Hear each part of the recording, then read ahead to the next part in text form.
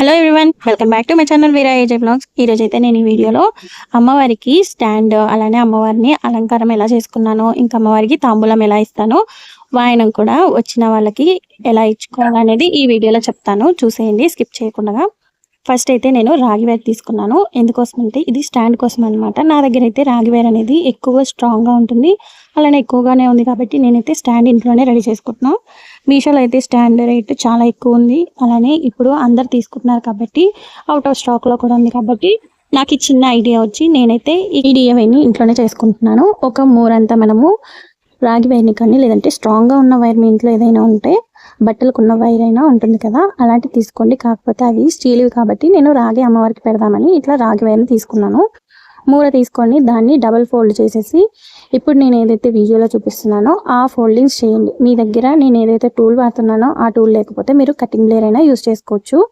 Cutting బ్లేర్తో కూడా నీట్గానే వస్తుంది. ఇలా ఫస్ట్ అయితే ఒకటి పై వైపుకి పెట్టేసి మళ్ళీ స్ట్రైట్గా అనేసి మళ్ళీ మధ్య వైపున స్ట్రైట్గా రావడానికి ఇలా చేసుకున్నాను. ఇవి ఎందుకంటే ఇప్పుడు ఆన్లైన్లో చూపిస్తున్నారు కదా, మనము వీడియోస్లో కూడా చూపిస్తున్నారు కదా, కొబ్బరికాయకి రౌండ్గా పెట్టేసి, అంటే రౌండ్గా మధ్యలో కొబ్బరికాయకి ఉందనుకోండి నిలబడుతుంది కదా.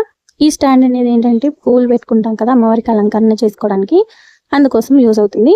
అందులో అయితే 1, 2, 3, 4 వరకు స్టాండ్స్, అంటే మనకి స్ట్రైట్గా ఇప్పుడు ఏదైతే నేను నిలబెట్టుకుంటున్నాను అవి ఎక్కువగా చూపిస్తున్నానంటే మనము ఎంత ఎక్కువగా ఉంటే అన్ని పువ్వులు అన్ని డెకరేషన్స్ చేసుకోవచ్చు అని.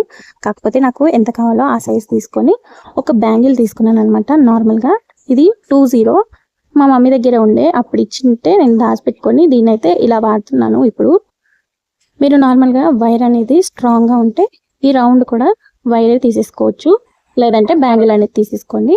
ఇంకా నేను చేసేసుకున్నాను కదా, ఎంతవరకు స్ట్రైట్ కావాలో అంతవరకు చేసుకొని సైజ్ కూడా ఎంత కావాలో అంత చేసుకొని ఇంకా ఈ బ్యాంగిల్కి తిప్పేసుకుంటున్నాను. నేను ఇలా తిప్పేసుకున్న తర్వాత రెండో వైపు కూడా అలానే చేసి పెట్టుకుంటున్నాను. అదైతే షార్ట్ వీడియోలో చూపిస్తాను ఎలా చేసుకున్నాను ఏంటనేది.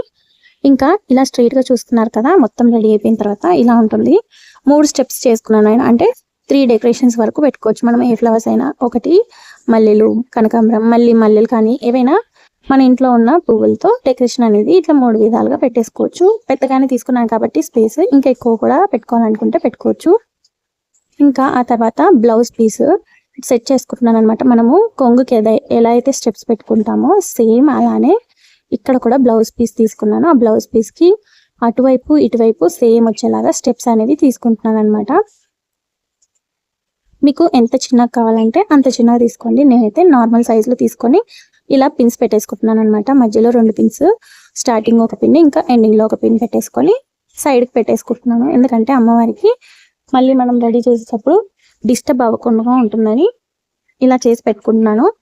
ఇంకా ఫోల్డింగ్స్ అనేవి మొత్తం చేసేసుకున్న తర్వాత సైడ్కి పెట్టేసుకొని ఇలా బ్యాక్గ్రౌండ్ కూడా ఒక క్లాత్ అనేది ఉంటే ఆ క్లాత్ పెట్టేసుకొని ఇంకా స్టీల్ డబ్బా పెట్టుకున్నాను. మీ దగ్గర ప్లాస్టిక్ డబ్బా ఉంటే పెట్టుకోవచ్చు, లేదంటే బిందె టైప్లో ఏదైనా ఉన్నా పెట్టుకోండి. నేను అమ్మవారికి కొంచెం హైట్ రావడానికి పెట్టుకున్నాను. లేదు హైట్ అవసరం లేదనుకుంటే జస్ట్ చెంబు మాత్రం పెట్టుకోండి, లేదా 2 చెంబులు రావి కూడా పెట్టుకోవచ్చు. ఇంకా నేను లోపల వైపు అయితే వాటర్ కాకుండా బియ్యం వేసాను అనమాట. అంటే అమ్మవారిని రెడీ చేస్తున్నాను కదా, అందుకోసమని బియ్యం వేసుకున్నాను. ఇంకా కలశం సపరేట్గా పెట్టుకుంటాం కాబట్టి కలశంలో అయితే వాటర్ వేసేసుకొని అమ్మవారి ప్రతిరూపంగా పూజ చేసుకుంటాం కదా అమ్మవారి దగ్గర. ఇంకా ఇక్కడైతే నేను చూపిస్తున్నాను కదా, ఫస్ట్ది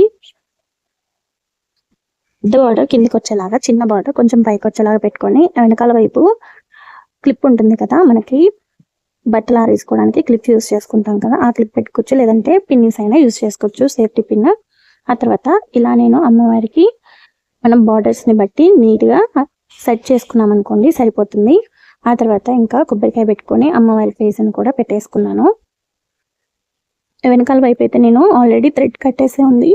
ఆ థ్రెడ్తో అమ్మవారి ఫేస్ అనేది నిలబడుతుంది అనమాట. ఇంకా బ్యాంగిల్ ఉంది కదా, దాన్ని అయితే నేను కొబ్బరికాయ లోపలికి పెట్టేస్తున్నాను అనమాట, వెనకాల నుంచి అమ్మవారి ఫేస్. ఇలా స్టాండ్ కూడా పెట్టుకున్న తర్వాత ఎక్కడా కూడా చెదిరిపోలేదు, చూస్తున్నారు కదా. ఇంకా బ్యాక్గ్రౌండ్ అనేది చేంజ్ చేసుకున్నాను కలర్, ఎందుకంటే సేమ్ కలర్ అయిపోయింది అనమాట అమ్మవారి శారీ కలర్. ఇంకా నేను బ్యాక్గ్రౌండ్లో వేసిన కలర్, అందుకోసమని వైట్ క్లాత్ ఉంటే అది వేసుకున్నాను. ఆ తర్వాత మళ్ళీ కొంచెం చెదిరిపోయినట్టు అనిపిస్తే సరి చేసుకొని ఇంకా నేను వెనకాల వైపు అయితే చిన్న డెకరేషన్ అనేది చేసుకున్నాను. ఆ తర్వాత అమ్మవారికి కూడా స్టెప్స్ అనేవి కరెక్ట్గా లేవని నేను కరెక్ట్గా పెట్టేసుకొని ఇంకా అమ్మవారికి మాల అనేది ఎలా వేసుకుంటున్నానో చూడండి. నా దగ్గర ఏవైతే ఉన్నాయో వాటితోనే చూపిస్తున్నాను మీకు. ఇలా బంతిపూల మాల అనేది ప్లాస్టిక్ దుండే అదైతే వేసుకుంటున్నాను. ఇలా స్టెప్ వైజ్గా 3 ఉన్నాయి కాబట్టి ఆ 3కి మిగలకుండా నీట్గా వేసుకుంటున్నాను సైజ్ వారీగా. ఇలా వేసుకున్న తర్వాత ఇంకా వైట్ది ఇదైతే నేను ఆల్రెడీ వీడియో పెట్టాను, స్టార్టింగ్లోనే ఉంటుంది ఛానల్లో, రీసెంట్గా తీసిన వీడియోనే కాబట్టి మీరు ఒకవేళ చూడాలనుకుంటే ఎలా చేస్తాననేది ఈ మాల చూసేయండి.